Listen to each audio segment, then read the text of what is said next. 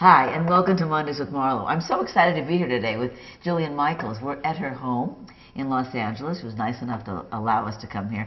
It's so great to see you in person. You look fabulous. Thank you. It's so nice to see you. I wish we could do a full body scan. It's not that impressive. I would have to prep. Give me 2 weeks notice and I'll be ready. You know, we've got so many questions from our audience. They want to ask you so many things about weight loss and then your new book, Unlimited, which I'm going to read on the plane going home. Okay. About how to have an exceptional life. I want notes back from you. Absolutely. So there's really a lot of questions, and I want to try to get as many in as possible because we only have a half an hour. Okay. Okay. I'm ready. Alrighty, goody. So the first one's from Georgia. Okay. She says, Jillian, I'm trying to lose those stubborn last 5 pounds, and I'm having such a hard time. Any tips on how to get this weight off? Okay. Well, Georgia, here's the thing. When it comes to 5 pounds, that's not a lot of weight. You're not overweight at all. In fact, your body probably doesn't even consider it healthy to drop that last 5 pounds. I bet if you checked, your cholesterol would be good, your blood pressure would be down. I'm sure you're a specimen of health. So when you're talking about vanity pounds and fine-tuning, it's not so much a matter of what we call calorie restriction. So if you're losing weight, it's calories in, calories out, you eat less than you burn. With something like 5 pounds, I would suggest eating high quality food, getting rid of the processed junk, trying to avoid alcohol as much as possible. The quality of your food is going to be critical to your body composition because that's really what this is. And when you're toning up problem areas, you can't spot reduce fat. You have to get a good overall workout that burns fat and conditions muscle at the same time. So I suggest yoga, Zumba dancing, martial arts, something that's going to move your body but tone and condition simultaneously. And if you utterly insist that you have to drop 5 pounds. I insist. I want You to. insist? Yes. You must drop the 5? Yes. Okay, then I would say no more than a calorie deficit of 500 calories a day. Anything over that, your body's going to freak out and think that it's starving, and it will start to slow down your metabolism. So what's a good amount? 1,200? It depends what, no, too low. Oh. So let's say you're burning 2,000 calories a day, then Right. you should be eating 1,500 calories a day. Okay. If you didn't get to the gym that day and you burned 1,700, then you could burn 1,200. But that's 1,200 is what I put people who are morbidly obese on. So just really? think calories in, calories out, no more than 500 calorie a day deficit until you hit your goal. Okay. All right. Now this is from Japorter. Okay. Jillian, I'm a 24-year-old male and the only one of my group of friends that struggles with their weight. I feel less manly ordering a salad when I'm out with the guys and everyone is chowing down on beer and wings. Oh, that's nice. Any suggestions on another healthy option that I could possibly order at the bar? Okay. Well, first of all, Japorter, you got to get rid of any judgment that you have on eating healthy. Because 6-pack abs, that's hot. The guys think that's hot. You're a 24-year-old guy. I don't know any 24-year-old guy who doesn't think about 6-pack abs. So beer and chicken wings, not hot. I don't find that hot. I think that's gross. We think that's kind of gross and kind of sloppy. So don't worry so much. Try to get rid of the judgment you have on the types of foods that you're eating, because when you look good and you feel good and you're healthy, that's sexy all the way around. But they probably don't have salad in a bar anyway, do they? I've never been to a bar with salad. I know I'm not looking for salad when I go into a bar. Okay. But anyway, with that said, another thing you could do is get grilled meat. So for example, get a steak, get a piece of fish, get a piece of chicken without the skin. Put any sauce on the side. Avoid things that are fried. Like instead of French fries, can you get a baked potato and put a little bit of sour cream on it? Good. You don't always have to go with the sour. That's okay. Good. You don't have to be embarrassed to want to be healthy. Yeah, exactly. And this is from Marlene. Can you recommend a routine for focusing on reaching my goals? I find it hard to find time during the week to focus on being productive. People say to meditate every day in the morning, and I never end up doing that. I really want to start making changes with my job, my love life, but I can't get it together. That's so many people say that. Yeah. They really want to change their lives. How do you start?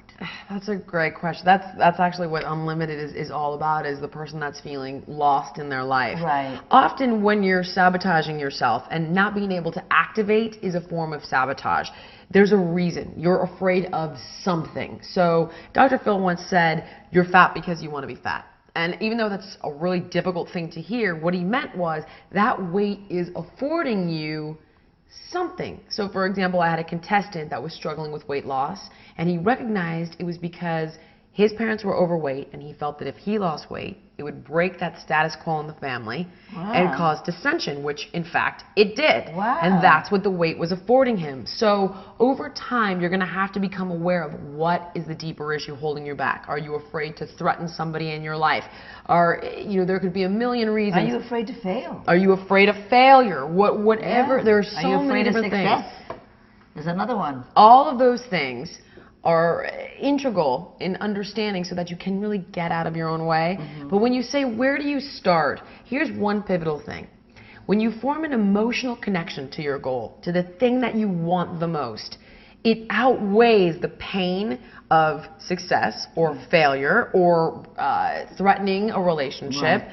So what you have to do is be extraordinarily present and start cultivating your emotions in the moment. I would say, here's an exercise for you. Every hour, set your alarm during your day. Every hour on the hour, stop and say, what am I doing? How do I feel right now? Take an emotional inventory. And if you like something, do more of it. If you don't like it, make a course correction. And that'll help you over time identify your goals, form an emotional connection, and fight through the things that are sabotaging you. You know, when I was struggling to be a young actress, and I just didn't know how to get there, I every day would say, what am I going to do today to help me get to get an acting job? What am I going to do today? And some days it would be I would go to an acting class, some day it would be an audition, some day it would just be calling my agent. But every day I started the day with just one thing I could do to get closer to what I wanted. Those small goals over time equal huge success in the long run. They really help. Here's an interesting one from Meg. I could certainly use the answer to this. Once the upper arm loses tone and becomes flabby, is it You do not. What are you talking about? Is it You do not get to be self-deprecating. I am sorry. You look fantastic. Thank This you. is for Meg. Get out of here. Is it possible to regain tone and lose the fat? Absolutely, but you don't convert fat into muscle. That is a huge misconception. What you have to do is burn the fat and simultaneously condition the muscle, which we talked a little bit about earlier. So, all right, here's what you do. Again, we go to weight loss, which is you watch what you eat.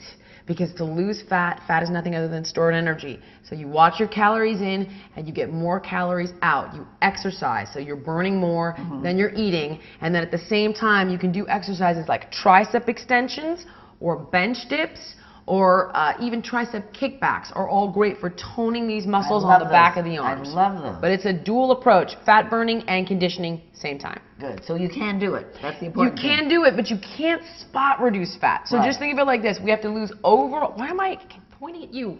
You're in great shape. You have to lose overall body fat and then condition and focus on the muscles that you want to tone simultaneously. Okay, now this is an interesting question. Her name is Zoe. Okay. I'm a huge fan of yours, and I've been watching The Biggest Loser for a long time. How do I work on losing weight and getting fit while in a college environment? Okay. Being broke, a busy college student that I am, I find myself having to rely on the college not-so-healthy meal plan, living with a crazy sleep schedule that has me refueling in the middle of the night and leaving me with little time to work out. What can I do to get this under control and start a healthy lifestyle while still getting the most out of my college experience? You know, I've gotten this question before. Yeah, that's got to be a lot of people. There are limitations, obviously, with the foods that the colleges are providing. Number one, I'm going to say look at the choices that are available to you and pick the healthiest one. Oftentimes that's going to come down to common sense. Again, we go with the grilled meat, the steamed vegetables, go to the salad bar, put the salad dressing on the side, put the sauces on the side. If you can, ask them to modify the way that they're cooking your food. There's a big difference between whether you're grilling fish or baking it or sauteing it or frying it. Right. So be mindful of the choices you have and how you can modify them with the way you're cooking them or putting your sauces and condiments on the side to make them healthier. Right. You can clip coupons. You can buy food in bulk. You can buy things that are frozen that are going to be more cost effective. And at the end of the day, this is what I say to kids. Get a bunch of your friends together and go to the school. It's your money. They're your dollars. If you're on a meal plan, start demanding healthier choices. Start letting your voice be heard and trying to get some change made that's going to be systemic for where you're at. And don't get hungry. That's the biggest thing I found in college. I was always hungry because I didn't like the food, so then I'd eat the potato chips and extra ice cream bars snacking on and all that garbage. stuff. So you know, find a way to eat what there is so that you don't snack later. This is from City Love. I like that name. Oh. Your new book talks about fulfillment. What would you say is the key to living a fulfilled life? Meaning. Absolutely. Having meaning in your life. And you know, there's that question like, what is the meaning of life? Right. It is whatever you make it. You are going to bring meaning to every situation that you go through, every trial, every tribulation, every success, meaning, finding that meaning. And the way you do that is by cultivating your passion and always being authentic and truthful. I think passion's a big one. A big one. You know, I did one of the series that we do for this website is I go out into the park and talk to people.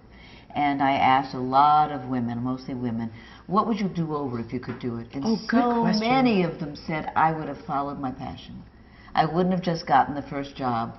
I really wanted to be a musician, but I got a job at the bank. I really wanted to be an artist, but I did this. I really wanted to be a writer, but I got scared and took the job. Or my father said to take the job at the bank, so I did. And it was really interesting, and I thought it's all about passion. Absolutely. Something you love. I mean, look how much fun you have in your job. I'm living proof that it's possible. Yes. Because you know, I realized at an early age that I loved working with people as a personal trainer and a life coach capacity. And when you do what you love, the world, the universe, God, you call it whatever you want, conspires on your behalf, truly. And you just have to have faith that that is the case and ride through that scary, unknown time. No, but faith is a big thing. Huge. Just believe. Yeah. Believe. This is from TM. Hi, Jillian. I'm 50, and I want to start a career in the fitness industry, perhaps as a personal trainer. As I've been running for the past 4 years, even qualified and ran Boston this year, I hope it's not too late to get into the field. Any tips on getting started? I don't even understand too late. You're 50. You're like, you got a whole another half of your life to go. Exactly. Too late. Yeah. What are you talking about? Of course. God. All right, so many things to say here. Number one, real simple, get certified.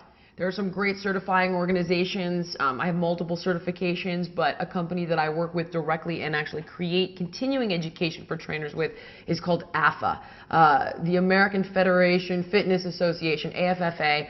Check them out. They're great, but there are many others. There's ACE, NESTA, ISA, ACSM, the list goes on. Get yourself certified. Next thing, start working at a local gym that has clients that they can give you and build a clientele there. And then when you have a good, solid clientele, you can go start a private training company and work out of an independent facility or just start a gym in your home.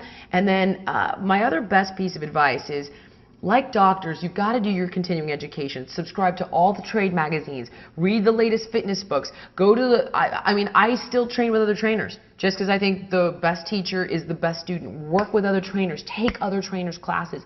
Constantly educate yourself and keep yourself informed. This is great advice. I'm so thrilled. Thank you. I just love giving, I love giving our community good advice, and that's great. This is from Amy Fuller. Jillian, I use Benefiber in my coffee every morning to supplement my fiber intake. Okay. I eat plenty of fruits and veggies, but it doesn't seem to help with my daily constitution.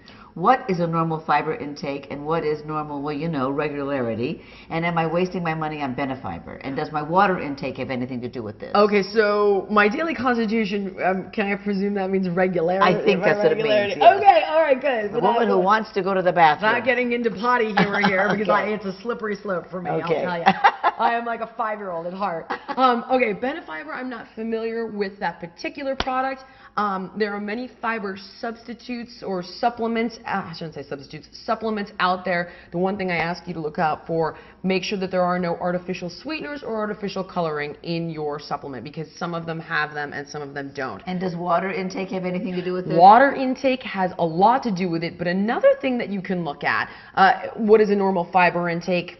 Quite honestly, there's insoluble, soluble fiber. You want to be getting like at least 50 grams a day, which is a lot, but it's a lot, but you want to be getting at least that much. Well, listen, fiber cereal, you can get it in granola. You can, but even like, for example, a multi-grain Cheerio, I think has like 12 grams. Oh, I see. Again, I'm not totally sure. There's one called Shredded Wheat by Post. I know this because I've begun meeting with these companies to talk about their healthy options. Right. I think that one has like 49, which is unheard of. Oh, really? But, you know, you really want to be mindful to get it from whole grains, fruits and vegetables. If you're still having issues with your digestion, I would recommend seeing a doctor and asking them about digestive enzymes and also try probiotics. Very, very important. I bet if you started with an over-the-counter probiotic and got 80 ounces of water a day, you'd notice a big difference. Okay, here's from Victoria. Hi, Jillian, I'm raising 2 kids. I don't want to deny them of treats, but I don't want them to gain weight. Are there any junk foods that are okay for kids? We were just having this conversation a minute ago. I tend to think of my, quote, treat foods on a scale of 1 to 10. So 1 being the kind of food that is going to cure cancer, and 10 being the kind of food that's going to cause cancer. I'm okay with everything 1 through 5. And I look at 5 as like natural juice popsicles. Pop Chips is a big product that I love, a company that I invested in, and they've got no I was just sharing them with Marlo a minute ago. No preservatives, no trans fats, no MSG, 100 calories. Give your kids things that don't have the following products. I'm sorry, your kids that don't have the following ingredients. No hydrogenated oil. That's a trans fat, extremely bad. No high fructose corn syrup, which will now be listed as corn sugar because they're rebranding it because people have become savvy. Oh, wow. So be mindful of that. Try to avoid artificial coloring and artificial sweeteners and MSG. Beyond that, moderation. It's all about special occasion, balance, and moderation with your kids. And I think if you deny them, they're just going to find it at their best friend's house. You can't live in Yeah, you can't. It's about Yeah. the higher quality products that don't have those ingredients. This woman really needs you. I think it's a woman, but I don't know. Oh. MZ. Oh, okay. But this person needs you. She says, I joined your online club. I've been doing the workouts. However, I'm a very picky eater. I eat very few vegetables or fruit. I drink 70+ ounces of regular Pepsi a day, and I smoke. I am 31 years old. My head's going to explode. Me too. My head, 5'2", oh my God. and 170 pounds. Okay, now, oh God. But I really feel that this person has got a lot of bad habits, and we have to talk to her. Do you think it's possible to give up 2 highly addictive habits cold turkey without going insane? I do not have the support around me. How do I literally turn my life upside down? So she's Pepsi's, 70+ ounces a day, smoking, eats very few vegetables. God. So how do you start? Well, you know what? There are 2 schools of thought with this, truthfully. One school of thought will tell you baby steps and, very gradually make these small changes, and that's been very effective for a lot of people. Although, I've taken on the whole enchilada on The Biggest Loser and basically said, look, we're turning it all around, a whole new leaf, and that's called incompatible behavior. So when you start exercising and you start eating right, you're not going to want to jump out of the gym and light up a smoke. Right. You're not going to think, oh, I feel so refreshed. I just went for a 5-mile run. Let me chug a soda. It's, so the psychology of being unhealthy while you're being so healthy is incompatible. That said, you don't want to go all or nothing with anything. Cigarettes we can do completely without.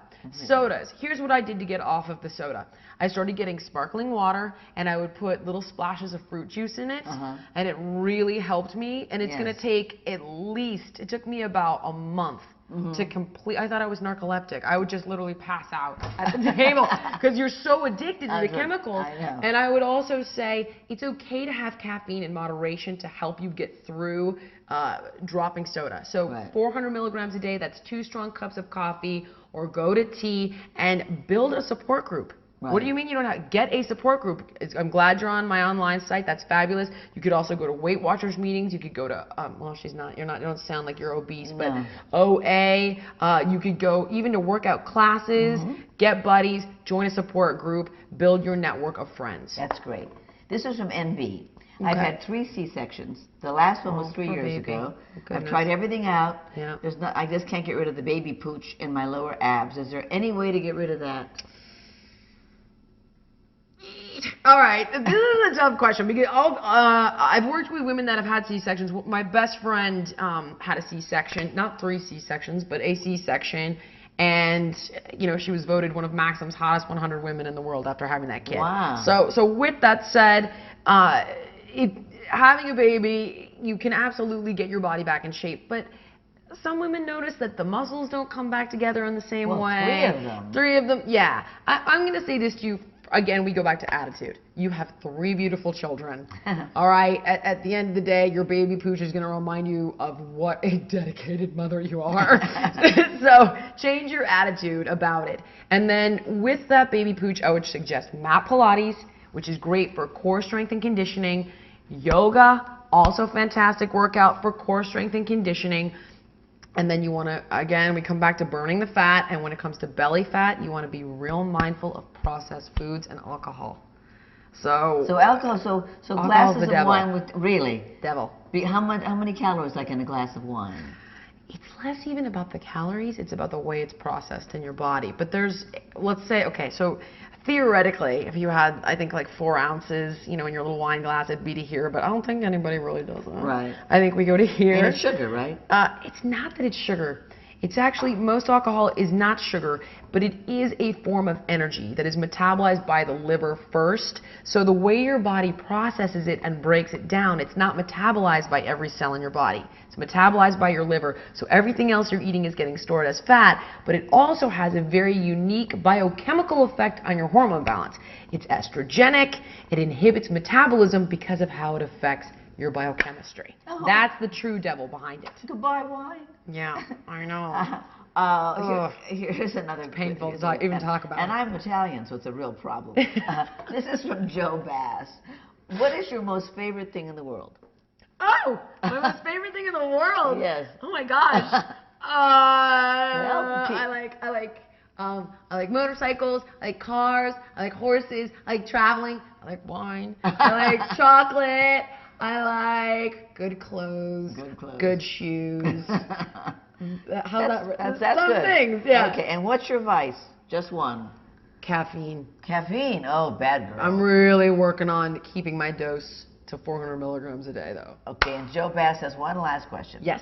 Do you have to sometimes let go of your dreams, admit defeat, in order to continue a fulfilled life? No.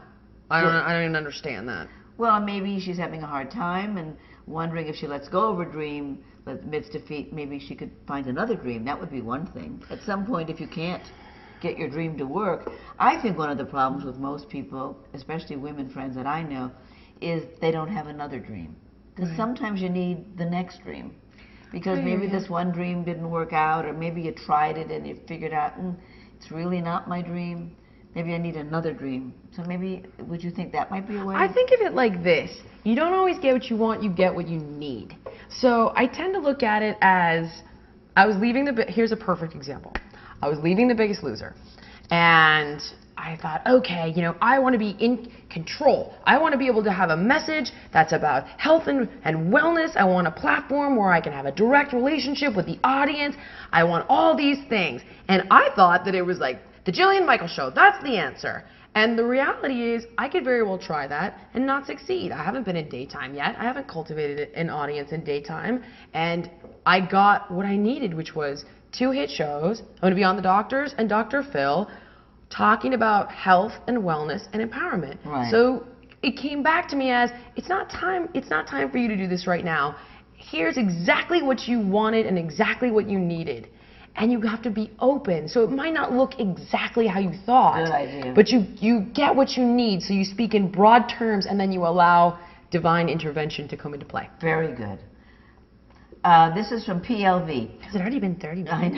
I know. Has it really? I know. I could be here all day with I you. know, and we still have so many questions. I can't stand. Yeah. I'll try to talk faster. I know. We just got to get some more. Okay. This is a good one. PLV. What do you do if you just hate veggies?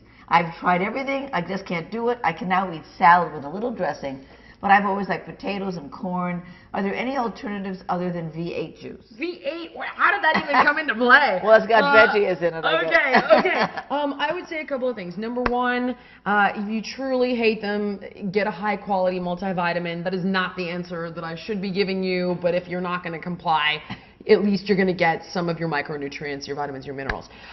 Number two, try cooking your vegetables in different ways. Experiment. And try all different kinds of vegetables. Try grilled eggplant. Try broccoli with a little bit of cheddar cheese on it. What do you think about things like, tamari and soy sauce? Is that good? Moderation is key. Yeah. If you have high blood pressure, soy sauce has obviously high sodium. Right. But sure, it's like just a little bit. Because I have trouble with vegetables. I have to, fool myself. Yeah, make it taste really good. I would never I know. know. Well, I don't eat much anyway. Well, there you go. Actually, I live on popcorn. So, that's my snack. Okay. This is, but don't listen to me. Wait, is it air popped? Is it air popped? Yeah. I'm okay with it. I'm fine with it. As long as it's air popped, I'm totally fine with it. Okay. That's totally okay. All right, this is from Rebecca. Hi, Julian. You talk about identifying self-destructive behaviors in your book, Unlimited. And this is what her book looks like, by the way. I always like to see people's books, so you'll be able to find it. What if you see them in someone else? this self-destructive behavior. And you see they're getting in the way of that person moving toward their life. My sister spends too much money on drinking, and I really believe if she cut down on both spending and drinking, she'd be able to start figuring out how to achieve her big dream, which is to become a writer. So I guess the thing is how do you help somebody else identify their self-destructive behavior? That's scary. There's a right answer and a wrong answer that still works, and I'm going to give you both. Here's the right answer. You can't change anybody until they're ready to change. Work on yourself, lead by example. When they come around, you can be there to help them. Why are you being codependent and focused on their well-being? Clearly it's your sister and you love her, so there's the answer. Here's the manipulative way to get this done, is you ask a series of leading questions to your sister about, you start talking about your dreams, you ask her about her dreams, what she really wants for herself, and you see if you can't lead that horse to water in a very roundabout way to essentially bring them to this place where it's their idea. And then it's like, I'm here to help you. I can help you in the following ways, and you make suggestions essentially. But heed my first piece of advice if that doesn't work, and remember that take care of yourself, stay focused on you. She'll come around when she's ready. Okay, just a couple more. Okay. Mary, I heard that for weight loss, it's better to do weight training for the first part of your workout and cardio last. Is that true? Oh, she's not wrong. Well, okay, for weight loss, again, remember what I said. It's calories in, calories out, and the right thing to do, the ultimate, is to combine weight training and cardio in a circuit training fashion. So it would look like push-ups, into squats, into lunges, into chest press, and you keep it moving. So your heart rate's up the entire time and you're conditioning. But if you were to do one or the other, you would be right. You would weight train first and then do cardio after. I do just the opposite. I run in the park in the morning for 45 minutes, and then I come in and do my weights. Oh no, gotta do weights first because you have more blood sugar available, so you're gonna have a more powerful contraction, you're gonna have a more powerful workout, you get the most out of the muscles. I'm so excited to learn this. See, and then you've burned through a lot of that blood sugar, so when you go into your cardio, it goes into stored, theoretically, it goes into a higher percentage of stored fat. That's great, that's great. Now, I know what we're supposed to stop. Let me just see if any other. You're a buzzkill over there. I know. She's ruining my day. Let's see here. Okay, here. Hi, JM. As I continue to lose weight, my hormones are a constant roller coaster in every way. Are there any natural and/or safe supplements or remedies that you recommend? Great question. The reality is that your hormones will find an optimal balance when you're living a clean lifestyle. And this, of course, means exercise, sleeping as much as possible. I hate to say this, but organics make a huge difference. A lot of the toxins in our plastics, in our foods, in our water, in our air, throw our entire biochemistry and hormone balance out of whack. I know it's an inaccessible lifestyle. I understand that it's expensive, but it's the truth. It's a reality. So whenever and wherever you can, prioritize your dollars on organic foods. It makes a gigantic difference. I think we have to stop. I'm so sorry. Okay. There's zillions of questions left, but we only have a half one. They really are. There are zillions. And I could learn so much, so I might hang out here just a little bit. Okay. First, I want to thank you. You're just adorable. Oh my gosh, thank you. I'm so excited. You've helped so many people today, including me and my fat arms. Now you've helped them on the site. Fat arms, really? We should all be so lucky to have your fat arms. It's very exciting. Well, we all have the things we want to fix about ourselves. Do you have anything you want to fix? Are you kidding? Yeah. You just said we had to go. We could be here all day. No, but I mean on your body. Is there something you work on especially? Is it your butt? Is it the back of my ass. Really? Oh, that's good to know. Oh, God. Yeah, but everybody has that. Yeah, they do. Because we all, especially as women, we all have body fat, and we all keep it in places we don't want to. And mine is right back here. Right back there. I'm sorry that we're out of time. You can re-watch the episode all the times that you want on marlothomas.com. And please visit Jillian's page on our site where she offers fitness tips and much more. And don't forget to buy her book. Thanks, and I'll see you next week.